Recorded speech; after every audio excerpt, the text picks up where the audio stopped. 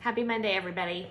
I'm gonna do a quick, I'm gonna call them Monday market updates. What's going on? Last week, the Treasury announced, or I should say the Fed announced that they were gonna slow down, pull back, taper off buying Treasuries and mortgage-backed securities. So what does that actually mean for all of us? How does it impact us when they do something like that? It means that interest rates should slowly start to tick up, and I use the word slowly. That seems to be the only debate, how fast interest rates will rise. This isn't information to scare anybody. Interest rates are so low right now, and if you purchased homes any other time before, say, the last 5 years, you paid a much higher interest rate.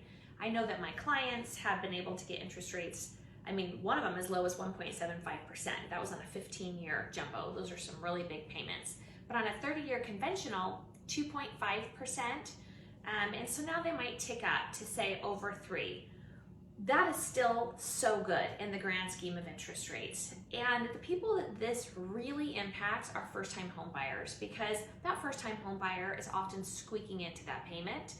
And a tick up in interest rates, even half a point, could make the difference of, say, $200 a month, $150 to $250 a month on a mortgage payment.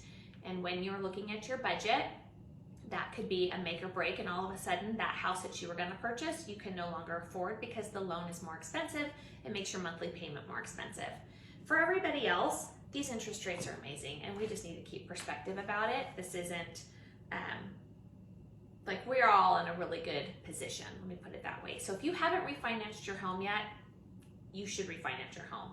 And if you need a good lender, I work with wonderful, professional, reputable lenders that I'd love to refer you to. What's happening in the new construction market? We have data for September. So September of 2021 versus September 2020 shows nationally the spend on new construction increased by close to 8%. It was 7.8%. But with Hurricane Ida, the hurricane slowed down the delivery of materials even more than they've already been slowed down. So we had hoped to see kind of like a pressure valve release from new construction on increasing the inventory, because when we're looking at whether it's a seller or a buyer's market, we look at it kind of like this dashboard, like you would for, I don't know, how fast your car's going. So this being an extreme seller's market, this being an extreme buyer's market, and this is like an even market with about 6 months of inventory. Well, right now we are about here on a seller's market. It's been ticking back and forth. Some people have said, Alexis, I've seen houses go down in price. I'm following them on a variety of outlets like Realtor.com and Zillow, and I see price drops. That could be a variety of things. House was overpriced. That's my first guess. I don't go and look at every single one that's come down unless it's something my clients are interested in. It could be clients are ready to get going. Maybe they have their eye on a lot and they need cash out of that house to build. They're willing to bring it down a bit. They were just kind of testing the market. But otherwise, homes are not sitting on the market very long at all. When my mom was a realtor, she talks about it took 4 or 5 months to sell a house, and you might get a showing, a few showings a month. And so we have some really unrealistic expectations of how fast a home can sell. Typically in November and December, you see a slowdown because of the holidays. What was really peculiar was last year during the pandemic and an election year, it was like full throttle, foot to the floor. It did not slow down. We barely had Christmas. It just went.